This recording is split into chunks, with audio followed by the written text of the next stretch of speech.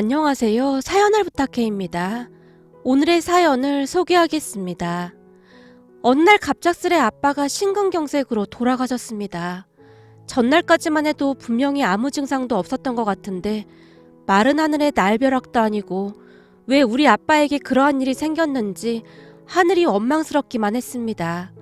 세상의 가족이라고는 우리 네 식구가 전부였는데 항상 든든하게 우리를 지켜주시던 아빠가 우리 옆에 없다는 것이 도저히 믿어지지가 않았습니다. 우리 아빠는 세상에 이런 사람이 또 있나 싶을 정도로 정말 좋은 분이셨거든요. 그랬기에 많은 분들이 문상을 와주셨습니다. 장례식장에서 눈물을 머금으며 제가 엄마에게 물었어요. 엄마, 그래도 할머니한테는 연락해야 하지 않아? 그렇잖아도 엄마가 연락드렸어. 그래도 부모인데 와봐야 하는 게 맞는 거지. 그럼 지금 오시는 중이겠네? 설마 아빠 장례식장인데 와서 난리치는 건 아니겠지? 제 물음에 엄마는 그저 넋이 나간 사람 마냥 아빠 영정사진만 바라볼 뿐이었어요. 생전에 아빠는 항상 엄마를 걱정하곤 했는데요.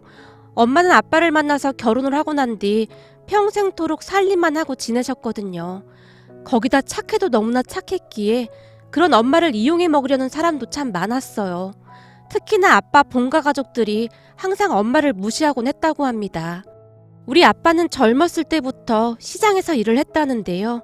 생선이나 과일, 그릇, 그리고 신발까지 돈이 될 만한 건 안 팔아본 것이 없다고 할 정도로 악착같이 장사해서 돈을 벌었다고 하는데요.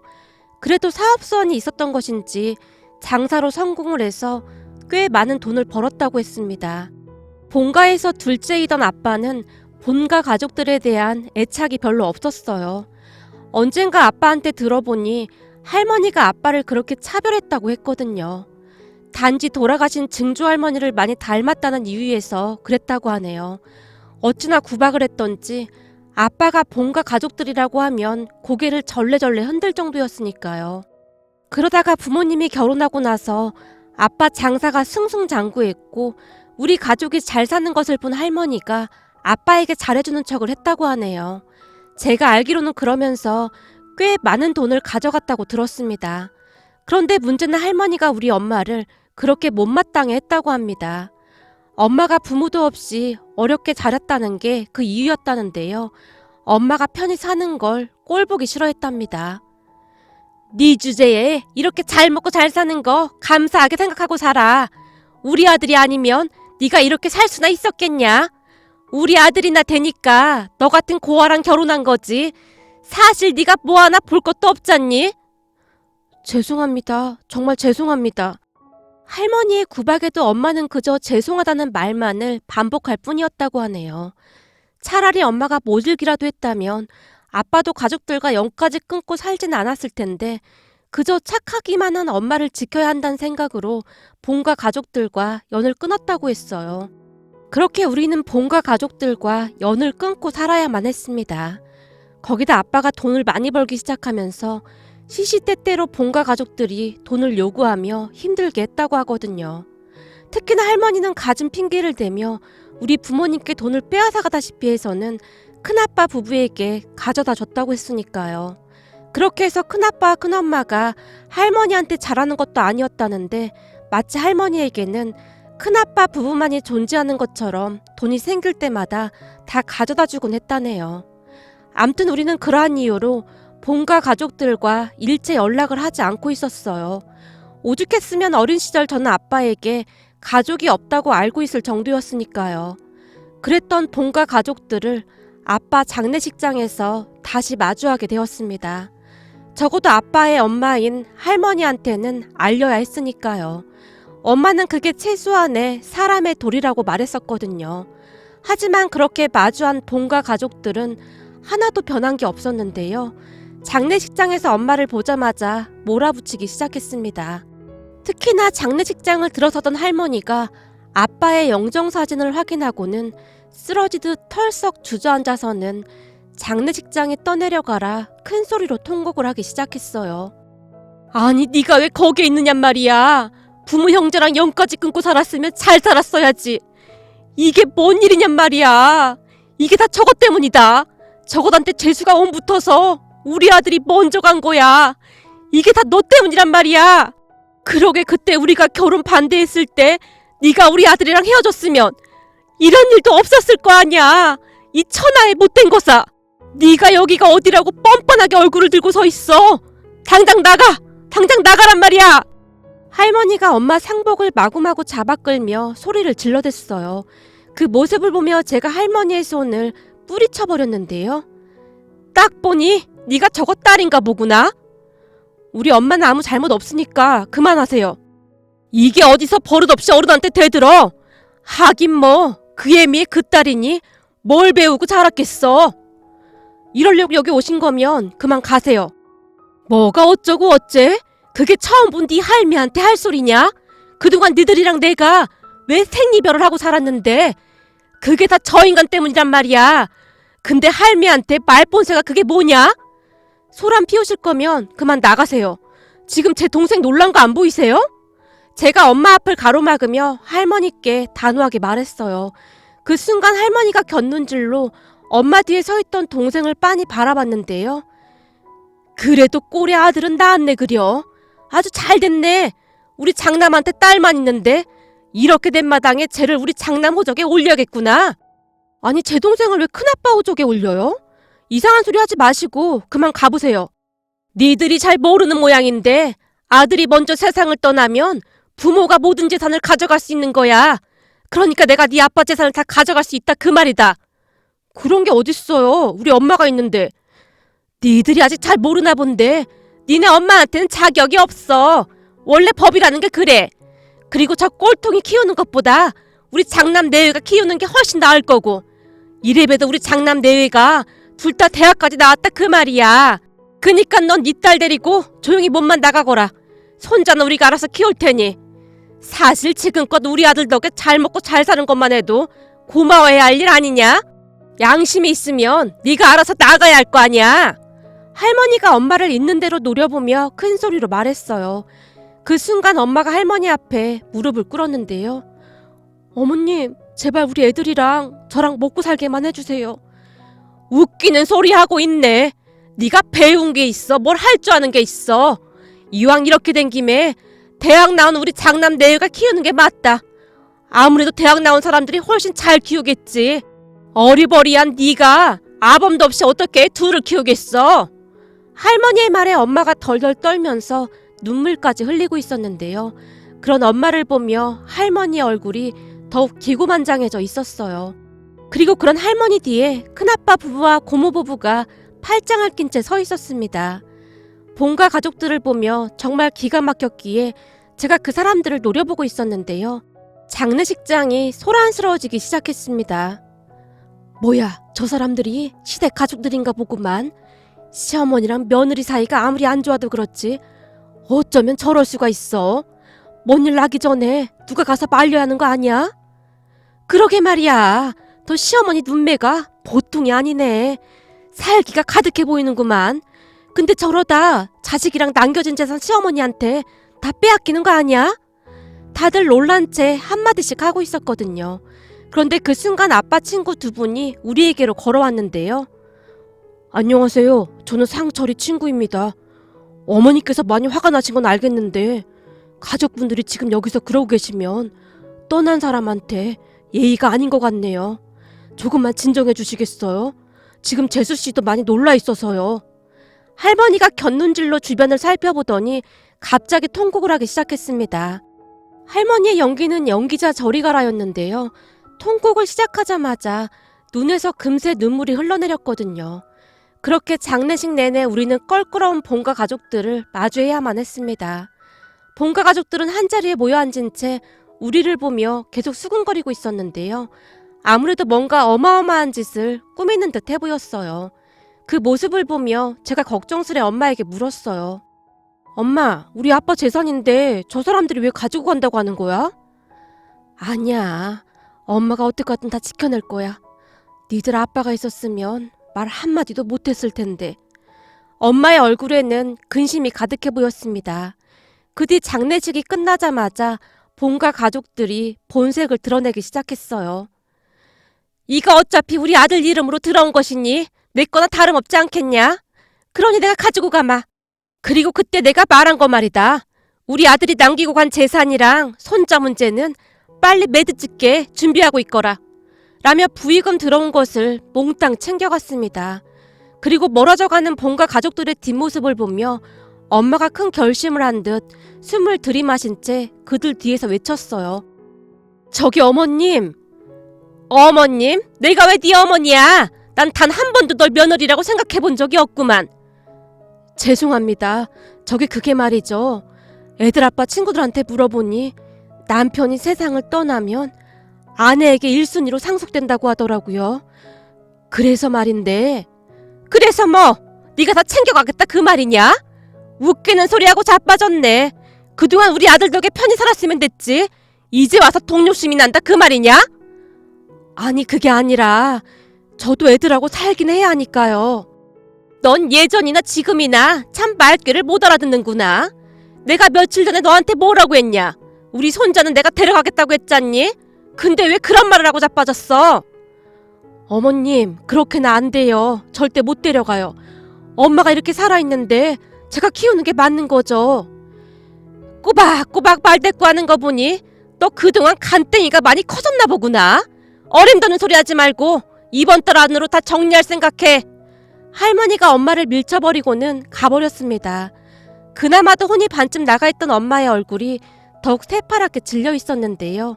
그런 엄마의 얼굴에는 두려움이 가득해 보였습니다. 그 뒤 엄마는 잠도 못 자고 밥도 못 드신 채 시름시름 알아만 갔어요. 아빠 친구들이 찾아와서 엄마에게 무조건 강하게 나가야 한다고 몇 번이나 말을 하기도 했지만 엄마는 이미 겁에 질릴 대로 질려 있었습니다. 그렇게 우리는 불안에 떨며 하루하루를 보내야만 했습니다. 그러던 어느 날 아빠 유품들을 정리하다가 꺼져있던 아빠 휴대폰을 충전한 뒤 전원을 켰어요. 아빠가 돌아가신 뒤 아빠 지인분들에게 연락을 하고 까마득하게 잊고 있었는데 배터리가 없어서 휴대폰이 꺼진 듯 했습니다. 그런데 휴대폰을 켜자마자 조상우 검사라는 번호로 엄청난 양의 부재중 전화와 함께 문자 메시지가 와 있었어요. 그 이름을 보며 제가 홀로 중얼거렸는데요. 조상우 검사? 검사가 왜 우리 아빠한테 전화를 한 거지? 라는 생각으로 문자 메시지를 확인해 봤는데요. 메시지 내용을 확인하던 중 너무나 놀란 나머지 들고 있던 휴대폰을 떨어뜨리고 말았습니다. 문자 메시지에는 아버지, 제가 요즘 바빠서 연락을 못 드렸는데 왜 이렇게 전화를 안 받으세요? 혹시 무슨 일 있으신 거 아니시죠?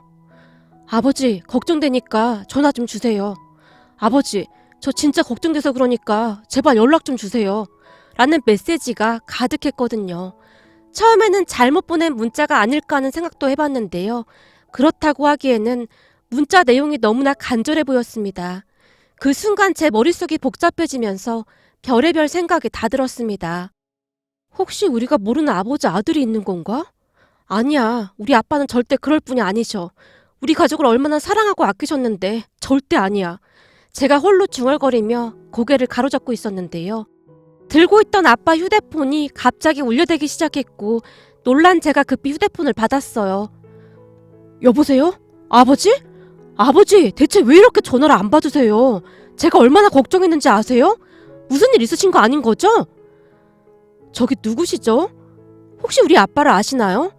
혹시 박상철 씨한테 전화한 거 맞나요? 우리 아빠라고 하면 혹시 따님이신가요?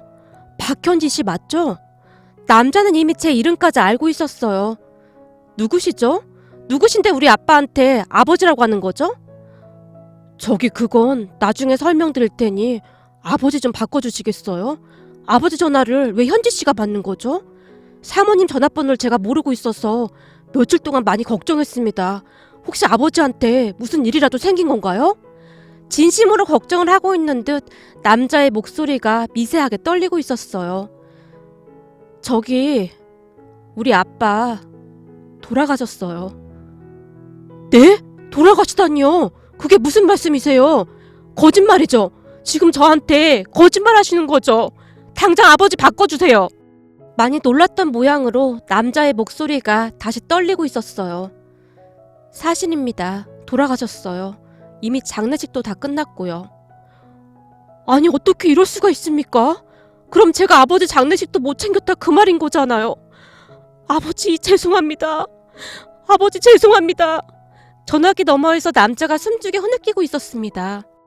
저기 근데 누구시죠? 왜 우리 아빠한테 아버지라고 부르시는 거예요? 저기 현지씨, 제가 지금 집으로 가겠습니다. 연락이 안 됐을 때 바로 찾아갔어야 했는데. 남자는 휴대폰을 든 채 한동안 흐느끼기만 했어요. 잠시 뒤 눈물을 멈춘 남자가 다시 말을 이어갔습니다. 제가 지금 바로 가겠습니다. 현지씨와 사모님께 너무나 죄송합니다. 눈물 가득한 목소리로 말을 하던 남자가 그제서야 전화를 끊었어요. 하지만 저는 정신이 아득하기만 했습니다. 그도 그랬던 것이 그때 당시 제가 대학 1학년이었는데요. 한꺼번에 너무나 많은 일이 일어났으니 정신이 반쯤 나갈 수밖에요. 그렇게 제가 안방으로 가서 엄마에게 물었어요. 엄마, 혹시 말이야, 조상우라는 사람 알아? 조상우? 그게 누군데? 아빠 휴대폰에 조상우 검사라고 되어 있던데 혹시 아는 사람이야? 조상우 검사? 아, 조상우 검사? 엄마의 눈빛은 초점이 없어 보였어요. 며칠 동안 잠을 못 주무셨기에 더욱 그랬던 것 같습니다. 거기다 본가 가족들이 하루가 멀다 하고 쫓아와서는 집안을 쑥대밭으로 만들어 놓곤 했거든요. 그랬으니 엄마가 정신줄을 놓을 수밖에 없었어요. 하지만 엄마는 그 여리디 여린 마음으로 그런 본가 가족들에게서 우리를 지켜내기 위해 많은 노력을 하셨어요. 처음으로 본가 가족들에게 나가라고 소리까지 질렀을 정도였으니까요. 동생과 저는 엄마가 그토록 화를 내는 모습을 처음 봤던 것 같습니다. 물론 대학생이던 저도 엄마 옆에서 본가 가족들과 맞섰지만 막무가내인 본가 가족들 앞에서 하루하루 지쳐갈 수밖에 없었습니다. 그런 와중에도 기억이 나긴 나는 것인지 엄마가 홀로 중얼거렸어요. 알지. 조상호도 네 아빠 아들이야. 그러고 보니 상우한테 연락도 못했구나. 뭐? 아들? 엄마, 그게 무슨 말이야, 아들이라니. 그럼 아빠한테 숨겨둔 자식이라도 있었단 말이야? 숨겨둔 자식은 아니고 그냥 있어. 네 아빠 아들. 엄마가 다시 중얼거리다가는 자리에 누운 채 입을 다물어 버렸어요. 그런 엄마에게 뭔가를 물어본다는 것조차 무리라는 생각이 들었기에 홀로 거실에 앉아 아빠 휴대폰만 뚫어지라 바라보고 있었는데요. 잠시 후 초인종이 울렸고 인터폰을 보니 얼마나 울었던 것인지 눈이 퉁퉁 부은 한 남자가 서 있었어요. 저기 혹시 아까 전화하셨던... 네, 제가 조상우입니다. 남자는 검정색 정장을 차려입고 있었는데 그 와중에도 정장에 참 잘 어울리는 사람이네 라는 생각이 들 정도로 말끔하고 단정해 보이는 그런 인상이었습니다. 그런 남자를 보며 제가 조심스레 문을 열었어요. 죄송합니다. 그동안 아버지가 제게 어떻게 해주셨는데 아버지 장례식도 못 챙겼네요. 저는 세상에서 가장 나쁜 놈입니다. 집안에 들어서자마자 남자가 무릎까지 꿇은 채 통곡을 하기 시작했어요. 남자의 울음소리가 어찌나 애달프던지 남자의 어마어마한 슬픔이 제게도 고스란히 느껴질 정도였습니다. 남자의 울음소리에 동생이 방에서 나와 놀란 듯 바라보고 있었는데요. 중학생이던 동생의 눈에 두려움이 가득해 보였어요. 누나, 누구야? 어? 아빠가 알던 분이시래. 넌 방에 들어가 있어. 누나, 괜찮은 거지? 그럼 괜찮아. 아빠랑 잘 알던 분이시래. 그니까 넌 엄마한테 가 있어. 그동안 동생도 본가 사람들에게 시달릴 대로 시달렸기에 잔뜩 겁에 질린 채 눈치를 보며 안방으로 들어갔어요. 그리고 제가 그 남자를 이끌고 소파로 데리고 와서는 물을 한 잔 건넸습니다. 저기 우선 이거 한 잔 드세요. 우리 아빠랑 잘 알던 사이신가 보네요. 제가 아빠 지인분들께는 거의 다 연락을 드렸는데 너무나 갑작스러워서 잘 알던 분들께만 연락을 드렸거든요. 어쩐지 이상했습니다. 라고 입을 뗀 남자가 제게 믿을 수 없는 말을 하기 시작했어요. 사실 제가 땡땡직원 검사로 일하고 있습니다. 근데 이후 몇 달 바빠서 아버지께, 그러니까 현지씨 아버님께 연락을 못 드렸어요. 사건이 워낙 많았거든요. 근데 며칠 전 꿈에 아버지가 나타나셨어요. 저한테 상우야, 우리 아들 잘 커져서 고맙구나. 항상 바른 검사가 되거라. 라는 말씀을 하시는 게 아니겠어요? 그뒤 잠에서 깼는데 꿈이 너무나 생생한 거예요. 그래서 아버지께 계속 전화를 드렸는데 아마도 아버지가 제게 마지막 인사를 하고 떠나신 것 같네요. 제가 궁금해서 그러는데 우리 아빠가 검사님을 어떻게 아시는 거예요? 엄마한테 물어보니 엄마도 아시는 분 같긴 하던데. 아주 오래전 일인데 아버지가 운영하시던 가게에서 제가 신발을 훔쳤거든요. 아버지 가게에서 신발을요? 네, 그때 당시 저는 할머니 할아버지랑 같이 살았는데 생부라는 사람은 저를 두 분께 맡겨둔 뒤 몇 번 찾아오지도 않았고 생무라는 사람은 얼굴 한 번을 본 적이 없었으니까요. 그랬기에 사는 게 힘들 수밖에 없었어요. 그러던 어느 날인가 낡을 대로 낡은 제 신발을 보고 한 친구가 놀려댔어요. 하지만 집안 형편을 뻔히 알고 있었기에 할머니 할아버지께 신발을 사달라는 말도 못하고 있었거든요. 그렇게 잔뜩 화가 난 채 날 낳아준 부모를 원망하며 거리를 배회하다가 현지 씨 아버님 가게를 지나게 되었어요. 그때 가게 안에 사람이 꽤 많이 있었는데 제가 그만 나쁜 마음을 먹고 말았습니다. 몰래 운동화 한 개 가지고 나와도 아무도 눈치를 못 챌 것 같았거든요. 그렇게 가게 안으로 들어가서 이리저리 눈치를 보다가는 운동화를 하나 집어서 가게 안을 빠져나오려고 했는데 현지 씨 아버님께서 이미 다 보고 계셨다는 듯이 제 팔을 꽉 붙잡았어요.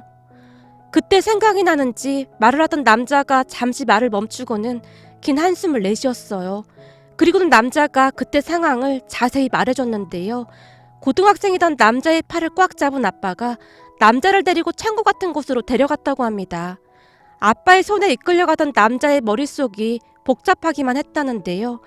경찰서에 가게 되면 우리 할머니 할아버지 불쌍해서 어쩌지라는 생각부터 학교에까지 다 알려지겠지라는 생각까지 별의별 생각에 다 들더랍니다. 그런데 창고로 데리고 들어갔던 아빠가 한동안 남자의 낡은 신발을 뚫어지라 바라보다가는 너 신발 사이즈가 어떻게 되냐? 라고 묻더랍니다. 몰라요. 이놈아, 그럼 신발 사이즈도 모르고 그냥 막 들고 가려고 했어? 잠깐만 기다려봐.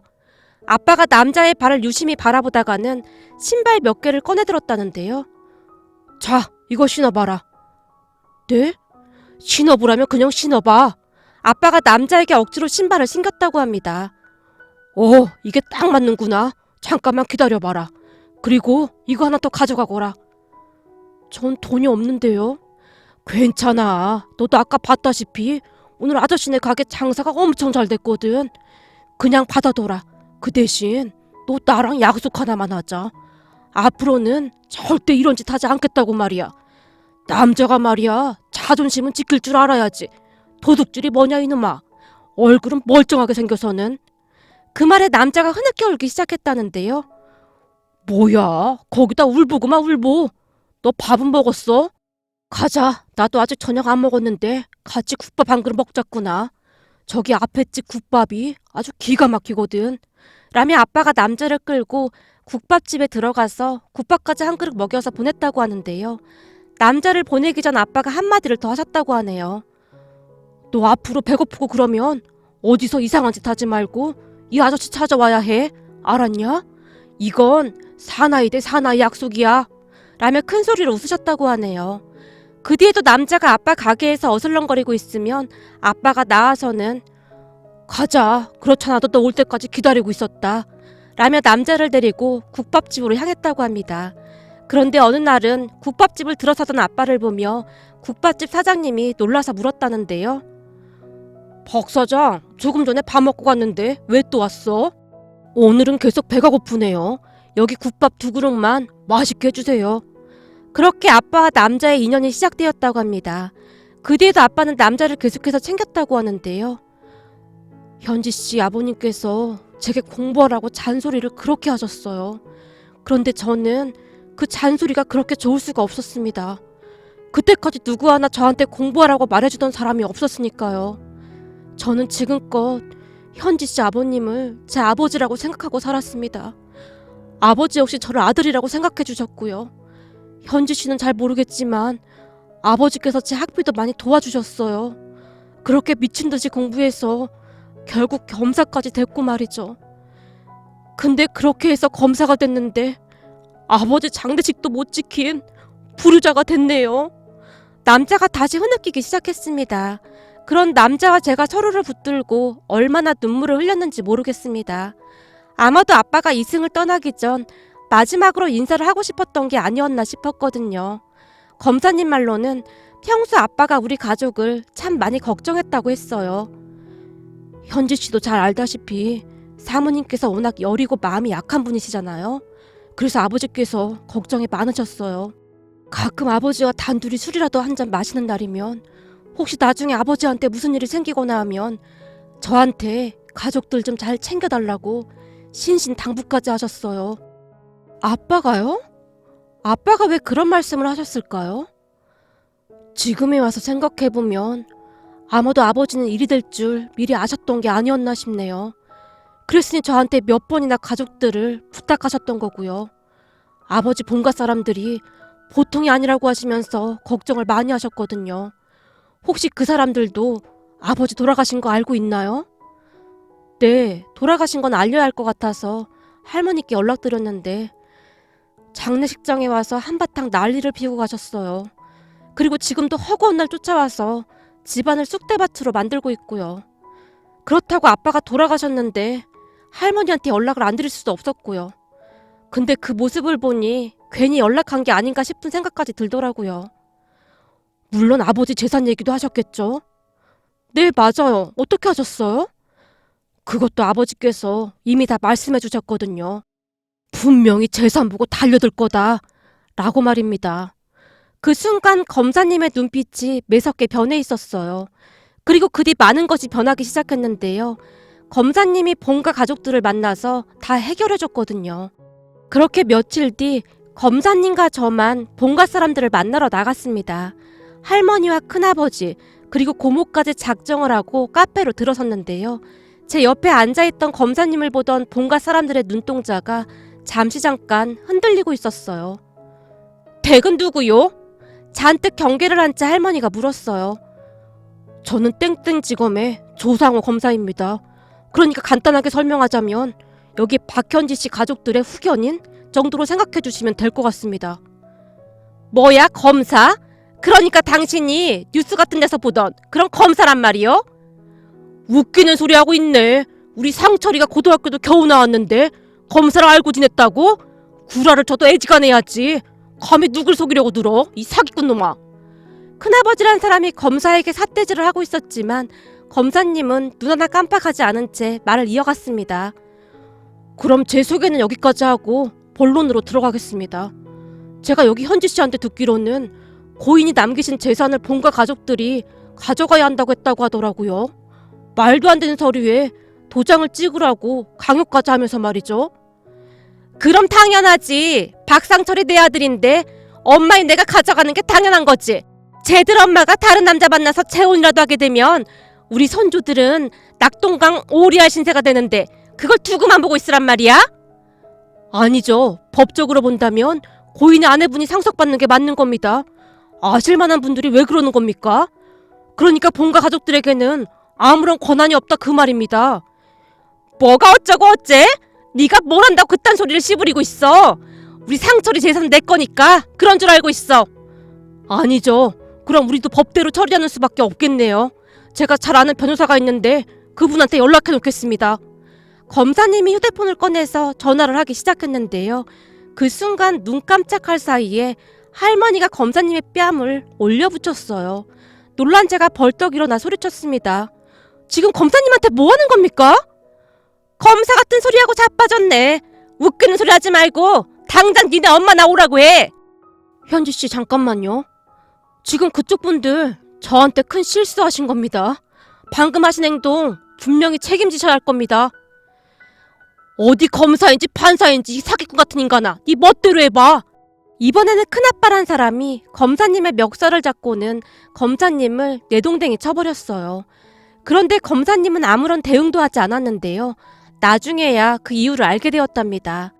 검사님이 카페 CCTV를 증거로 제게 경찰에 신고하라고 시켰거든요. 결국 본가 사람들은 모두 경찰서로 가게 되었고 검사님이 진짜 검사인 것을 뒤늦게 알고는 손이 발휘되도록 빌어대며 합의를 해달라고 했어요. 하지만 검사님은 절대 합의를 해주지 않았습니다. 그랬더니 할머니가 엄마에게 전화를 해서는 예, 내가 다 잘못했다. 부디 그 검사님한테 합의 좀 해달라고 해다오. 내가 이렇게 부탁하마 라며 빌어댔다고 하네요. 그런 할머니의 말에 엄마가 안절부절 못한 채 어쩔 줄을 몰라 했는데요. 저런 사람들은 절대 변하지 않습니다. 지금 합의해주면 앞으로 또 찾아와서 힘들게 할 겁니다. 전 절대 합의해줄 생각이 없습니다. 이 깁스가 어찌나 고마운지 모르겠네요. 깁스한 팔을 보며 검사님의 미소를 짓고 있었어요. 사실 그날 큰아빠한테 내동댕이 쳐지는 바람에 검사님이 바닥을 잘못 짚어서 팔에 금까지 갔었거든요. 그 뒤 본가 사람들이 난리가 난 건 말할 것도 없었고요. 결국 얼마 뒤 큰아빠는 재판에서 징역 6개월에 집행유예 2년을 선고받았다고 하는데요. 참 씁쓸하기만 하더라고요. 그 뒤 본가 사람들은 우리 가족들에게 일체 전화도 하지 않았고 오히려 검사님과 다시 마주칠까봐 노심초사하고 있다는 소리만 들었습니다. 그렇게 저는 대학을 졸업하고 취업까지 하게 되었는데요.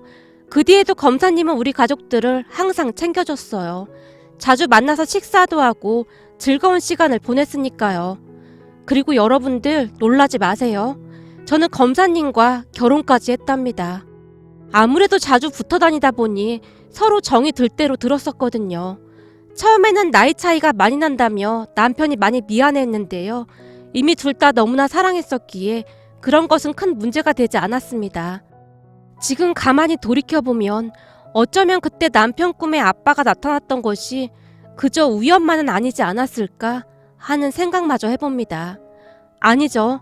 어쩌면 남편이 아빠 가게에서 신발을 들고 나가던 그때 아빠는 이미 남편이 아빠의 사위가 되리라는 것을 알고 있었던 것은 아니었을까요? 지금 우리 가족은 그 누구보다도 행복하게 잘 살고 있습니다. 오늘따라 아빠가 너무너무 보고 싶기만 하네요. 오늘의 사연은 여기까지였습니다. 즐겁게 보셨다면 구독, 좋아요 부탁드립니다. 고맙습니다.